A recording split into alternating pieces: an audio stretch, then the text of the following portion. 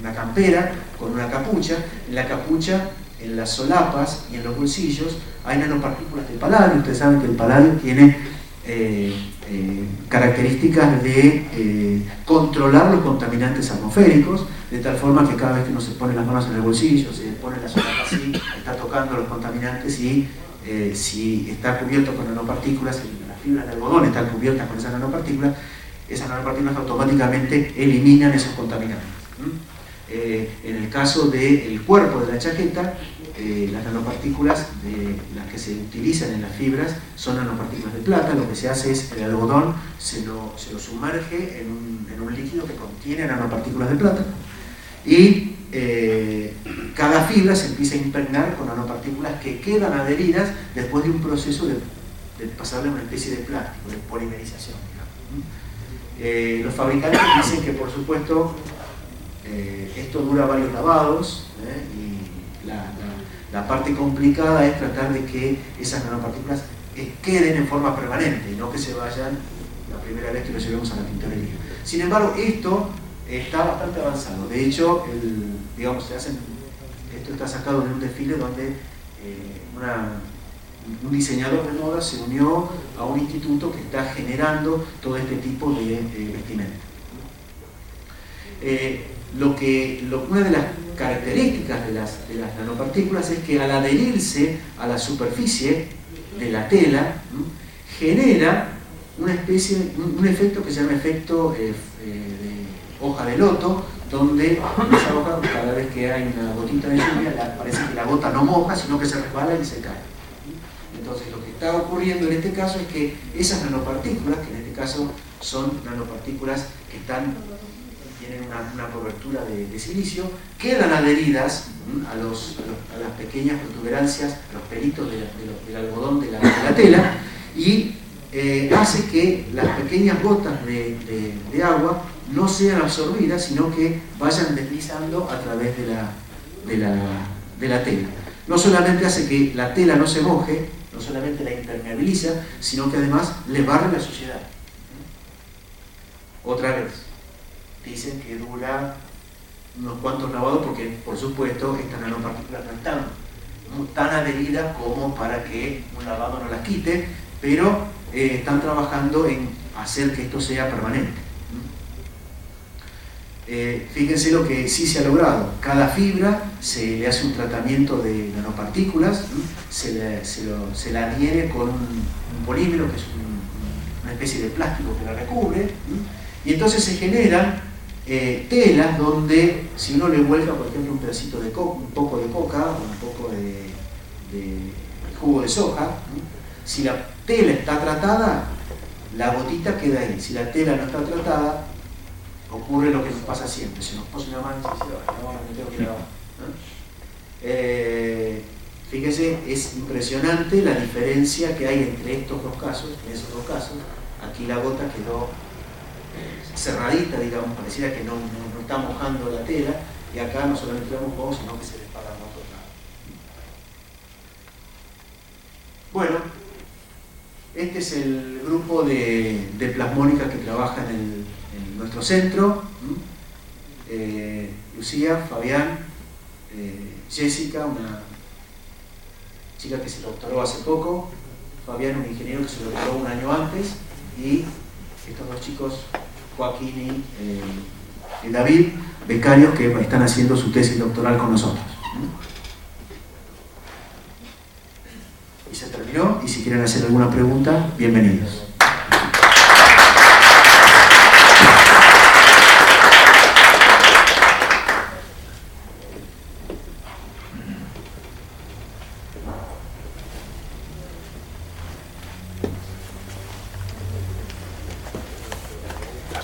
Los maté. Está bueno. ¿Qué posibilidad hay de uso en medicina de las nanopartículas? Sí. Bueno, yo conté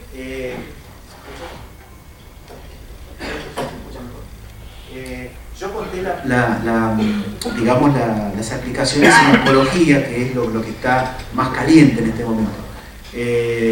Pero todo lo que sea delivery de medicamentos, no solamente oncológicos, sino de cualquier cosa, a un lugar específico, hay una actividad enorme. Hay una actividad enorme. De la misma manera que tratar de llevar luz a un lugar del interior del cuerpo a través de una fibra óptica, la parte de llevada de medicamento o de método terapéutico con las nanopartículas es muy activo. Yo conté casos de partículas metálicas, pero hay un montón de otro tipo de partículas que no solamente son metálicas, sino inclusive pueden ser de lípidos. Y lo que estaba viendo el otro día es que, por ejemplo, acá en Mar del Plata, en el INTEMA, en el Instituto de Materiales de Mar del Plata, se están trabajando con nanopartículas de hidroxiapatita. Hidroxiapatita es una sustancia que es la que forma los huesos y los cartílagos. Entonces, lo que están haciendo es un gel para reemplazar partes de huesos en cualquier tipo de enfermedad, pero donde ese gel tiene implantados nanopartículas de hidroxiapatita. Esas nanopartículas empiezan, si se las pone muy juntas, empiezan a crecer y empiezan a formar un hueso, ¿sí? Entonces empiezan a crecer solas. Es una especie de autoensamblado, no de partículas, sino ya de un material macroscópico. Así que después hay toda una serie de... Para el cáncer se está aplicando como lo que yo conozco es estudios en laboratorio, en animales de laboratorio. No en personas. Bueno, sí, las magnéticas sí. Creo que acá se hizo una charla sobre partículas magnéticas. Las partículas magnéticas son, digamos, los mismos tamaños, exactamente lo mismo, nada más que como estas que están acá, ¿no? Son magnéticas. Las partículas magnéticas tienen la propiedad de que el campo magnético puede estar o para arriba o para abajo. Bueno, hay dos posiciones. Y uno puede variar esas dos posiciones haciendo incidir un campo magnético también variable. Ese cambio de las partículas magnéticas, ahora estoy para acá, ahora estoy para allá, hace que haya roce entre las partículas y genera calor. Entonces, por tratamiento térmico, hace lo mismo que yo conté con la luz. Genera calor en lugares específicos. Yo creo que se están haciendo, sí, pero no es un método rutinario, es un método experimental en personas terminadas. Pero sí se están haciendo. Sí. Argentina no se está quedando atrás en ese sentido. No se está quedando. Sí. ¿El tema de la terapia fotodinámica está relacionada con este tema? El tema de la terapia bueno, les explico a todos lo que más o menos es la terapia fotodinámica. Es algo parecido. En algún lugar del cuerpo se inyecta un colorante, no son nanopartículas, son colorantes orgánicos, como los colorantes de la ropa, como la fluoresceína que nos inyectan para hacer el fondo de ojos, bueno, algo parecido a eso. Y ese colorante tiene la propiedad de ser retenido por las partículas cancerosas durante 48 horas. Entonces, después de 48 horas, digamos, el cuerpo, las células sanas la eliminan, pero las células cancerosas la mantienen. A las 48 horas, el paciente va y se somete a una exposición de una cierta luz que es absorbida por esas moléculas. Esas son moléculas orgánicas.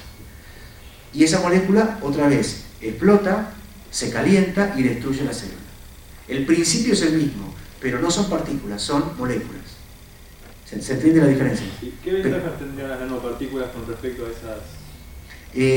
La terapia fotodinámica conlleva la incorporación de estos colorantes. Y estos colorantes a veces son agresivos. En general, los colorantes orgánicos con los que nosotros trabajamos, con los láseres y todo eso, son cancerígenos.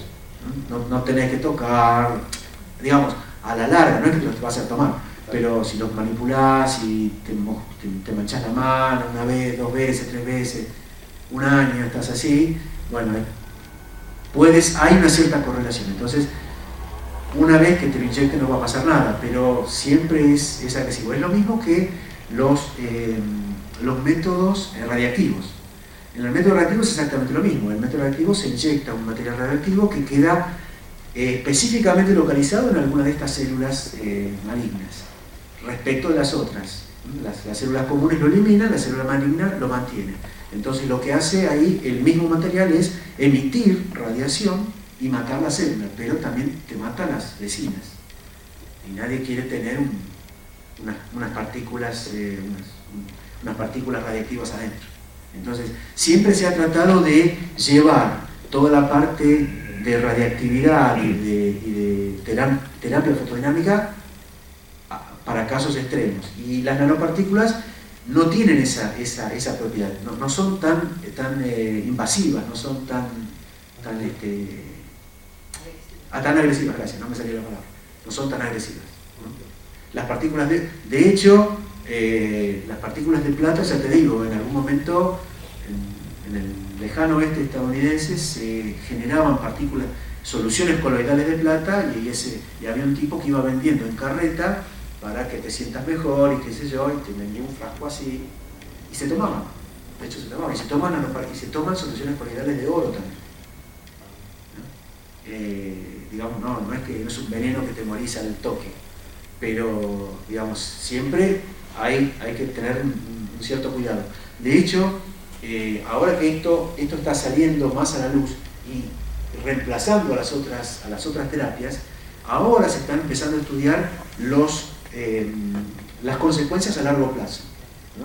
Imagínate que te tenés que hacer un tratamiento con una partícula de plata, ¿está? Por un año. Bueno, después del año, ¿cómo está tu hígado? ¿Cómo está tu riñón? ¿Que lo pudo procesar a ese material? Es un metal, ¿no? Y no comemos metales, ¿entendés? Entonces, bueno, hay que tener cuidado. Alguna gente dice que no pasa nada, que el cuerpo lo elimina, lo demuestra con experimentos, y otra gente demuestra que alguna otra parte de la población no es es un poco más sensible a eso. Bueno, están en esa parte. Pero la terapia fotodinámica todavía se sigue usando, ¿no? Una pregunta. ¿El trabajo que hacen ustedes netamente, o sea, para la obtención de datos y ese tipo de cosas, o de investigación, o más para aplicarlo en algún...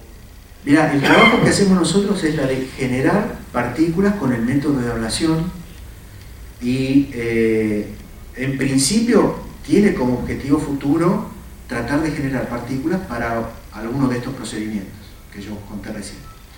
El procedimiento de la generación por ablación láser tiene la ventaja de generar suspensiones limpias, pero tiene la relativa desventaja de que no generás partículas todas de 28,5 nanómetros.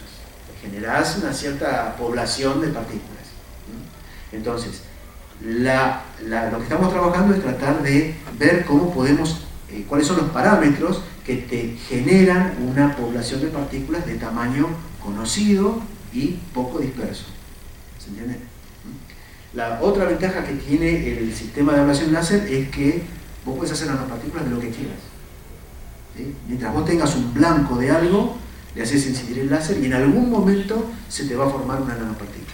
Hay varios trabajos que dicen, mirá, la ablación láser es el camino que lleva a la generación de nanopartículas. Grandes, chicas, el tamaño, digamos, depende mucho del tipo de láser, pero siempre se generan nanopartículas. 100 nanómetros. De 100 nanómetros para abajo estamos hablando de nanopartículas, ¿tá? Así que de 100 nanómetros para abajo seguro vas a generar algo. Ahora, si vos generas partículas de 100 y de 1 y no tenés ningún control, bueno, eso no está tan bien. Entonces estamos trabajando en eso.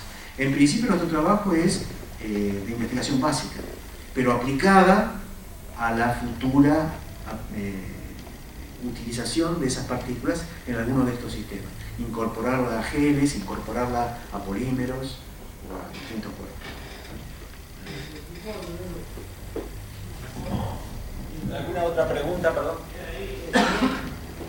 Si mal no entendí, al principio vos presentaste una temática de colores. ¿Sí? Y dijiste que cada uno nos llevaba cierta distribución de átomos, ¿puede ser? A ver, seguí. No, te quería preguntar si tenía alguna particularidad especial el blanco y el negro. No, de los colores que mostré. Claro. No. En realidad esos colores se deben a esa resonancia que yo mostré después, que se llama plasmón, a esa forma de oscilar los electrones. No es lo mismo si vos tenés una esfera que oscila de una cierta manera, que si tenés una especie de escarbadiente así, vas a tener una oscilación más larga acá y otra oscilación así, ahí vas a tener dos picos, o si tenés en lugar de una esfera un triángulo. Entonces, dependiendo de la forma de la partícula, vas a tener que esa resonancia está en el azul, en el verde, en el rojo o en el infrarrojo. ¿Sí? Entonces, por eso vos vas a ver distintos colores. Vos el color lo vas a ver dependiendo de, por ejemplo, si el plasmón está en la zona de 400 nanómetros, digamos, del azul, del violeta azul, vos vas a ver, esa luz, el azul, va a ser absorbido por esa partícula. Pero te va a dejar pasar todos los otros colores, así que vas a ver el amarillo, el rojo, entonces vas a ver una coloración amarillenta, que es lo que le pasa a las partículas de plata. ¿Tá? En cambio, las partículas estas de oro, estas que están acá, es una coloración rojiza, porque su pico de absorción del plasmón lo tiene en la zona del verde. Entonces, verde no lo vas a ver. Azul, esta luz tiene poco, así que ves rojo. ¿Se entiende? Entonces el color depende de la forma de la partícula, del tamaño y del material, por supuesto. Y del líquido que tenga. ¿Y qué relación tiene esto con la temperatura color que usamos en fotografía? ¿Qué tiene que ver con la temperatura color? No, la temperatura color de fotografía está hablando de una relación que hay entre la temperatura de un cuerpo y el color que emite ese cuerpo. Viste que cuando un cuerpo se calienta, lo ves rojo, lo ves amarillo. Bueno, dependiendo de la temperatura, vos vas a ver el color que le corresponda. Cuanto más temperatura, vas a ver más color, digamos, azul. ¿Está? ¿Se entiende? Vas a ver más componente de azul. Por ejemplo, a nosotros nos dice temperatura color. Sí. En K. Sí, se llama grados Kelvin. Es como los grados centígrados, nada más que está corrido. Entonces te ofrece, por ejemplo, tungsteno, fluorescente, sí. luz guía, sí. esas cada una de esos agentes sí. de luz sí. tienen una distinta temperatura y por ello provocan. Exactamente. Cuando vos tenés un cuerpo cualquiera, no solamente el filamento de una lámpara, sino cualquier otro cuerpo, que está a una cierta temperatura, ese cuerpo emite luz. Cuando uno dice emite luz, y no puede tener que decir, bueno, pero ¿en qué color emite luz? Bueno, emite luz en una banda ancha, emite rojo, verde, amarillo, en el ultravioleta que no vemos y en el infrarrojo que tampoco vemos. Entonces, dependiendo de la temperatura, lo que te dice la temperatura es cuál es el color del máximo de esa distribución de luz que vos tenés. Entonces, si vos tenés una temperatura color de, no sé, 6000 Kelvin, seguro que el máximo estará en el amarillo. Que es la del Sol. Que es la del Sol. Por eso el Sol lo vemos amarillo. La corona solar. Con lo que llamamos vulgarmente el calor. Si es más frío. Con la temperatura. Exactamente. Cuando yo era chico agarraba las agujas y las alfileres de mi mamá y las ponían en la hornalla. Sí. Y me gustaba ver cómo se calentaba hasta que me quemaba la mano, ¿no? Después aprendí que hay que ponerlo con una pinza. Pero la parte de adelante se calentaba y se veía roja. Pero yo me daba cuenta que una parte se veía más blancuzca, la blanquecina. Después me di cuenta que, después que desaprobé varias veces, me di cuenta que esa parte blancuzca está a más temperatura. Claro. La parte más rojiza está a menos temperatura. Cada vez que baja la temperatura, ese máximo de luz se corre más hacia el rojo y hacia el infrarrojo. Ya con el infrarrojo no. Por eso, cuanto más baja la temperatura, vos lo ves más rojo, tu ojo lo ve más rojo. Además, a eso hay que sumarle que el ojo no detecta los colores con la misma valoración. El ojo está pensado para detectar digamos, el espectro de la luz solar, que es Claro. máximo en el amarillo. Entonces tu sensibilidad es mayor en el amarillo Claro. que en los extremos, violeta y rojo. Vos podés tener una intensidad muy grande de luz roja, pero tu ojo no la va a ver. No la va a ver tan intensa como el amarillo, que te va a deslumbrar. ¿Ya? Entonces además tendrías que sacar la curva de tu ojo, pero más o menos, digamos, uno puede hacer una calibración a ojo, decir, bueno, si esto está más blanco, está más caliente, si está más rojo, está un poquito más frío. El carbón de los asados es de rojito. Bueno, ¿alguna otra pregunta?